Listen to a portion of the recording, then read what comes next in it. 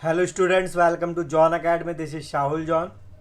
आज हम पढ़ने जा रहे हैं चैप्टर 10 यूनियन एग्जीक्यूटिव पार्ट 5, जो कि NIOS पॉलिटिकल साइंस कोड 317 का 5th पार्ट है।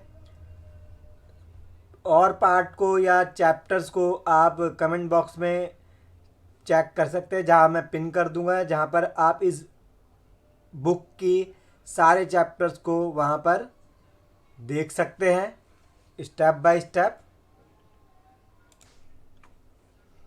टॉपिक है the council of ministers and the cabinet. First of all हमें ये जानना होगा कि काउंसिल ऑफ मिनिस्टर्स क्या होती है, कैबिनेट क्या होती है। तो आप इस स्ट्रक्चर में देख सकते हैं, फ्लो चार्ट में देख सकते हैं कि इंडियन गवर्नमेंट के 3 ऑर्गन्स होते हैं: जुडिशरी, एग्जीक्यूटिव, लेजिस्लेचर। जुडिशरी के अंदर supreme court, high court, subordinate court आते हैं। वहीं दूसरी ओर लेजिस्लेचर में यूनियन स्टेट आते हैं, और लेजिस्लेचर में ये MP जितने भी होते हैं वो लेजिस्लेचर में आते हैं। और एग्जीक्यूटिव पावर्स के अंदर यूनियन और स्टेट होती है, जिसमें से कि हम पढ़ने जा रहे हैं यूनियन का एक part central council of ministers. इसको हम इस वीडियो में कवर करेंगे। काउंसिल ऑफ मिनिस्टर्स का जो मेंशन है कॉन्स्टिट्यूशन में, वो आर्टिकल 74 के अंदर मेंशन है, जिसके अंदर आप ये देख सकते हैं ये है हाईएस्ट डिसीजन मेकिंग अथॉरिटी। और इसको इस सर्कल से आप समझ सकते हैं कि कैबिनेट, काउंसिल ऑफ मिनिस्टर्स में कितने minister, cabinet, minister of state, क्या क्या चीज़ें होती है। तो आप इस वाइट कलर के बॉक्स में अगर देखेंगे तो काउंसिल ऑफ मिनिस्टर्स को ये बताता है, यानी कि सेंट्रल काउंसिल ऑफ मिनिस्टर्स के बारे में हम यहाँ बात कर रहे हैं। तो सेंट्रल काउंसिल ऑफ मिनिस्टर, जिसका वर्णन, जिसको बताया जाता है आर्टिकल 74 में, इसको येलो वाइट कलर में आप देख सकते हैं, जिसमें जो सबसे सुप्रीम होता है वो प्राइम मिनिस्टर होते हैं। फिर आते हैं कैबिनेट, फिर आते हैं मिनिस्टर ऑफ स्टेट्स, फिर आता है डिप्टी मिनिस्टर। इसके बीच में एक और महत्वपूर्ण इम्पॉर्टेंट जो पर्सन है वो है प्राइम मिनिस्टर के बाद डिप्टी प्राइम मिनिस्टर। इसके बारे में भी हम आगे देखेंगे। यहाँ पर आप देख सकते हैं कि प्राइम मिनिस्टर को जो पोस्ट मिलती है वो आर्टिकल 75 के तहत मिलती है, और काउंसिल ऑफ मिनिस्टर यानी सेंट्रल काउंसिल ऑफ मिनिस्टर बनती है आर्टिकल 74 के जरिए। और काउंसिल ऑफ मिनिस्टर की जो मैक्सिमम स्ट्रेंथ है 15% ऑफ लोकसभा सीट से ज़्यादा नहीं होनी चाहिए। अब आगे की ओर देखेंगे कि appointment of council of ministers, यानी कि council of minister, central council of minister बोल सकते हो इसको, उसी के बारे में पढ़ रहे हैं। सेंट्रल काउंसिल ऑफ मिनिस्टर्स को यूनियन काउंसिल ऑफ मिनिस्टर्स भी कहते हैं। इसको अपॉइंट कौन करते हैं, यानी कि इसके अंदर जो प्राइम मिनिस्टर होते हैं हेड, जैसे हमने यहाँ पर देखा कि कैबिनेट के हेड कौन है, प्राइम मिनिस्टर। इन सब के ही सबसे ज़्यादा सुप्रीम हेड अगर होते हैं जो, वो प्राइम मिनिस्टर होते हैं, चाहे पूरे बॉक्स के, चाहे इन सर्कल्स में आने वाले कितने ही मिनिस्टर्स हो, उन सब के हेड होते हैं प्राइम मिनिस्टर। तो प्राइम मिनिस्टर को अपॉइंट करते, प्राइम मिनिस्टर अपॉइंट होते हैं प्रेसिडेंट के द्वारा, और प्राइम मिनिस्टर की एडवाइस पर प्रेसिडेंट जो होते हैं वो और भी अदर मिनिस्टर्स को अपॉइंट करते हैं। जैसे आप यहाँ देख सकते हो, हमने यहाँ देखा कि काउंसिल ऑफ मिनिस्टर्स का जो ये पूरा बॉक्स है, काउंसिल ऑफ मिनिस्टर्स के अंदर कैबिनेट आती है, मिनिस्टर ऑफ स्टेट्स आते हैं, डिप्टी मिनिस्टर आते हैं, और प्राइम मिनिस्टर भी आते हैं। अब जो कैबिनेट का जो मेन है वो कौन है, तो आप इससे इसके जरिए समझ सकते हैं। प्राइम मिनिस्टर कैबिनेट मिनिस्टर्स के हेड होते हैं, और कैबिनेट मिनिस्टर्स के अंदर मेन जो इम्पोर्टेंट मिनिस्ट्रीज आती है: ministry of defence, ministry of home affair, ministry of road transport and highways, ministry of finance. ये सारी जो मुख्य इम्पॉर्टेंट मिनिस्ट्रीज आती है वो सारी की सारी कैबिनेट मिनिस्टर्स के अंतर्गत आती है। ये इसके अंदर ही आती है, ग्रीन वाले में। यहाँ पर आप एक और चीज़ देख सकते हैं, यहाँ पर फ्लो चार्ट बनाया हुआ है फिर से, सेंट्रल काउंसिल ऑफ मिनिस्टर्स जिसको काउंसिल ऑफ मिनिस्टर्स के नाम से भी जाना जाता है, तो उसके अंदर cabinet minister, minister of state, deputy minister होते हैं, जिसको इस सर्कल में भी बताने की कोशिश की गई है। तो यहाँ आप देख सकते हैं, ये तो आपने जाना कैबिनेट मिनिस्टर्स में जो मेन होता है, हेड कौन होता है, प्राइम मिनिस्टर, उसके अंदर मेन इंपॉर्टेंट मिनिस्ट्रीज आती हैं। और मिनिस्ट्री ऑफ स्टेट के अंदर दो टाइप के मिनिस्टर्स आते हैं, मिनिस्टर ऑफ स्टेट जो जिनको इंडिपेंडेंट चार्ज मिला होता है, और सेकंड है ओनली मिनिस्टर ऑफ स्टेट,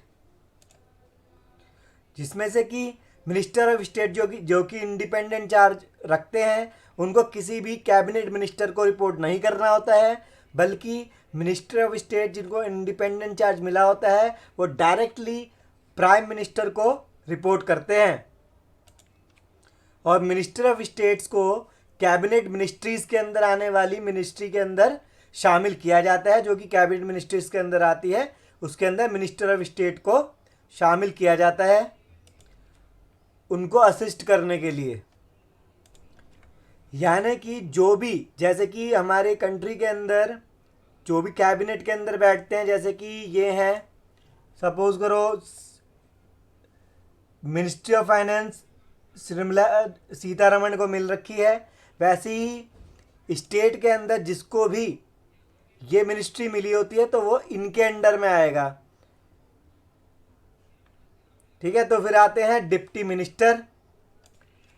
जो डेप्यूटी मिनिस्टर होते हैं, जैसे कि आप यहाँ देख सकते हो, ये असिस्ट करते हैं मिनिस्टर ऑफ स्टेट्स को भी, कैबिनेट को भी, तो ये इनके अंडर में आते हैं। यानी कि इसको सहायता प्रदान करने के लिए deputy minister, minister of state और कैबिनेट को ही असिस्ट करते हैं। नेक्स्ट देख सकते हो आप deputy prime minister, ministers of India list कौन कौन सी है। यहाँ पर वल्लभ भाई पटेल, मोरारजी देसाई, चरण सिंह, जगजीवन राम, यशवंत चौहान, देवीलाल दुआ, लाल कृष्ण आडवाणी, जो कि यहाँ पर जो भी डेप्यूटी मिनिस्टर बने हुए हैं, डेप्यूटी प्राइम मिनिस्टर जो कि बने हैं वो 7 टाइम्स बने हुए हैं और 11 सालों तक यहाँ पर वो रहे हैं। यानी कि उनका जो टेन्योर रहा है वो 11 सालों तक रहा है। और जो a member of the Lok Sabha और the Rajya Sabha, if the person chosen a prime minister is neither a member of Lok Sabha nor the Rajya Sabha at time of selection, they must become member of the either of the house within 6 months। यानी कि अगर कोई candidate जो कि prime minister बनना चाहता है वो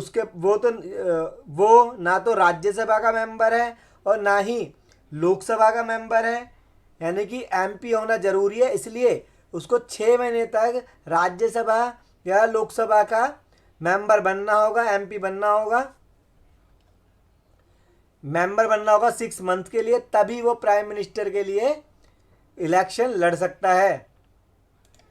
यानी कि प्राइम मिनिस्टर बनने के लिए एटलीस्ट 6 मंथ तक किसी भी कैंडिडेट को 6 मंथ तक राज्यसभा या लोकसभा का इन दोनों में से किसी का भी मेंबर बनना जरूरी होता है। और आर्टिकल 75 हमें बताता है इंडियन कॉन्स्टिट्यूशन का कि council of ministers shall be collectively responsible to the Lok Sabha. यानी कि रिस्पॉन्सिबल काउंसिल ऑफ मिनिस्टर किसके लिए रिस्पॉन्सिबल होते हैं? लोकसभा के लिए।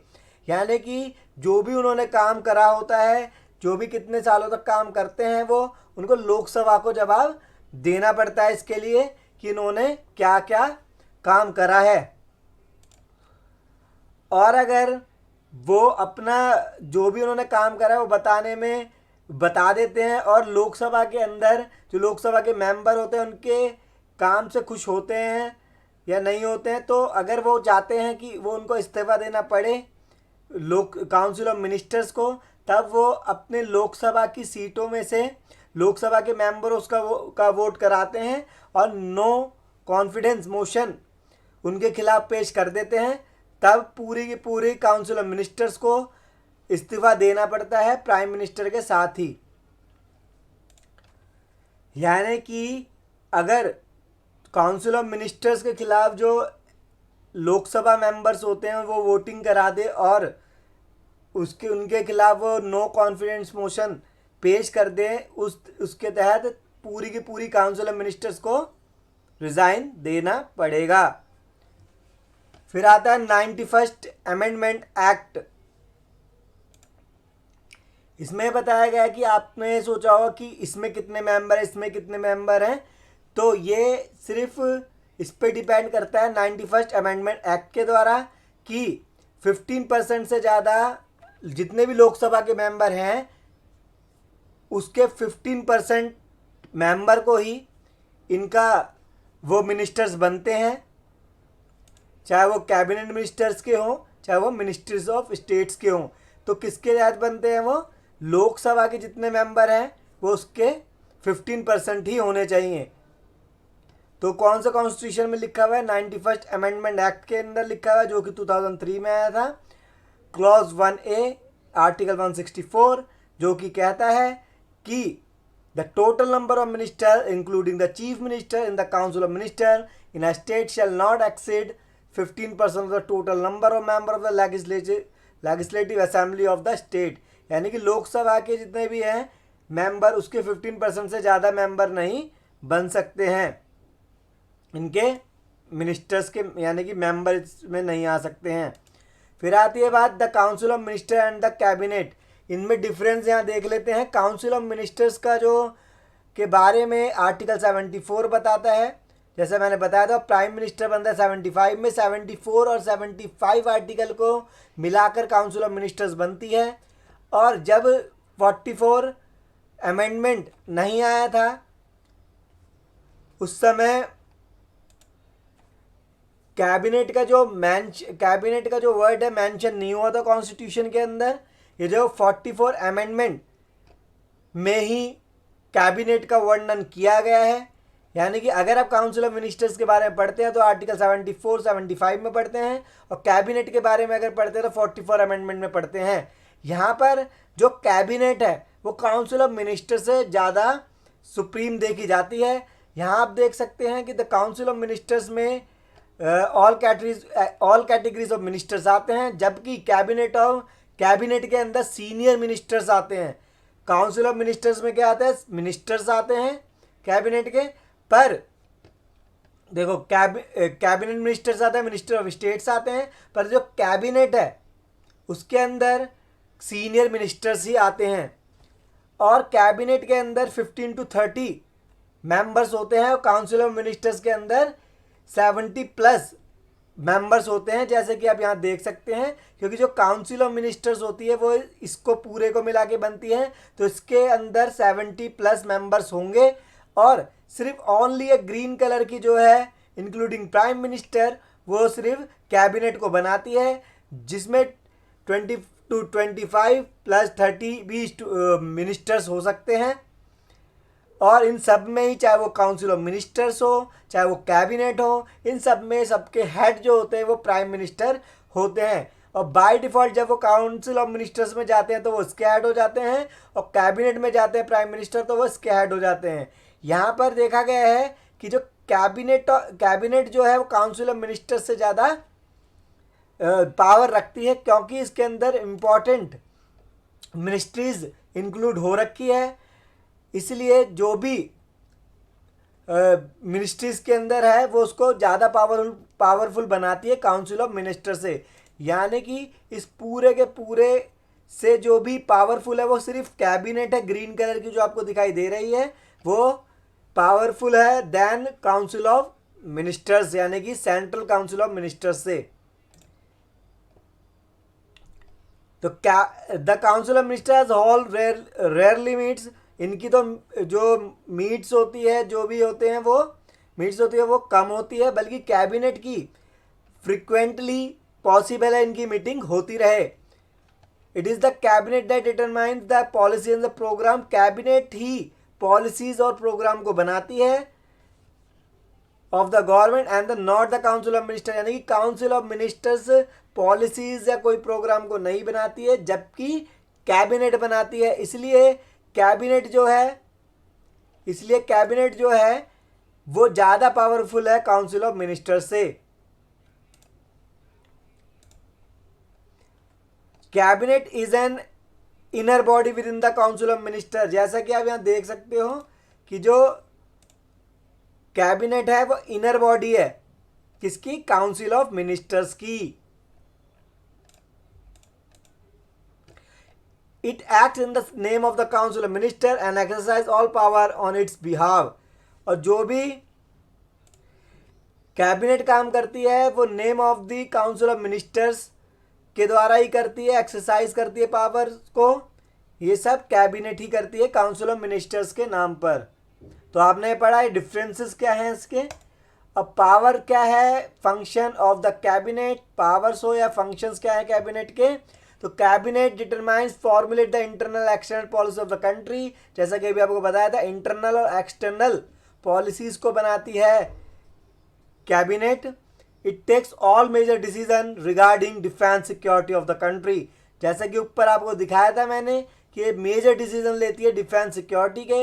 It has also to formulate policies और to provide better living condition of the people, और जितने भी पॉलिसीज होती है वो बनाती है कैबिनेट ताकि वो प्रोवाइड कर सके better living condition of the people के लिए। Cabinet has control over national finance, यानी कि नेशनल फाइनेंस के अंदर भी इनका कंट्रोल होता है। The cabinet is responsible for whole of the expenditure of the government as well as for raising necessary revenues. तो कैबिनेट जो है पूरी की पूरी रिस्पॉन्सिबल है एक्सपेंडिचर के लिए गवर्नमेंट के। It is the cabinet that prepare the text of president address to the parliament. Cabinet prepare करती है टेक्स्ट प्रेसिडेंट के लिए जो कि एड्रेस करते हैं पार्लियामेंट को। The cabinet also responsible for the issuance of ordinance, जो कैबिनेट होती है वो रिस्पॉन्सिबल होती है इशू करने के लिए ऑर्डिनेंस बाय द प्रेसिडेंट के द्वारा। When the parliament is not in session, जब पार्लियामेंट सेशन में ना हो। The session of the parliament are convened by the president on the advice of the cabinet convened through the prime minister. जो भी session होता है parliament का convey होता है प्रेसिडेंट से, जो कि एडवाइस लेते हैं कैबिनेट से थ्रू प्राइम मिनिस्टर से। The cabinet prepare the agenda for the session of the parliament, जो कैबिनेट होती है प्रिपेयर करती है एजेंडा पार्लियामेंट के सेशन का। तो कैबिनेट क्या करती है, प्रिपेयर करती है एजेंडा पार्लियामेंट के सेशन का। एक वर्ड सामने और आता है किचन कैबिनेट, जो कि कॉन्स्टिट्यूशन में इंक्लूडिंग वर्ड नहीं है, इसको मीडिया द्वारा दिया गया है। और इसके अंदर इंटरनल फॉर्मल मीटिंग होती है मेन मुद्दों के लिए, मेन डिस्कशन जो होती है। इसके अंदर प्राइम मिनिस्टर होते हैं, अपने कोई फॉर इन्फ्लुएंशियल कलीग्स होते हैं, यानी कि दोस्त जो भी आपस में बात करते हैं, फैमिली के मेंबर भी हो सकते हैं इसके अंदर, जो कि मेन मुद्दों के ऊपर बात करते हैं। उसको ही किचन कैबिनेट का नाम दिया जाता है। अगर आपको वीडियो पसंद आई है तो इस वीडियो को लाइक शेयर करना ना भूलें।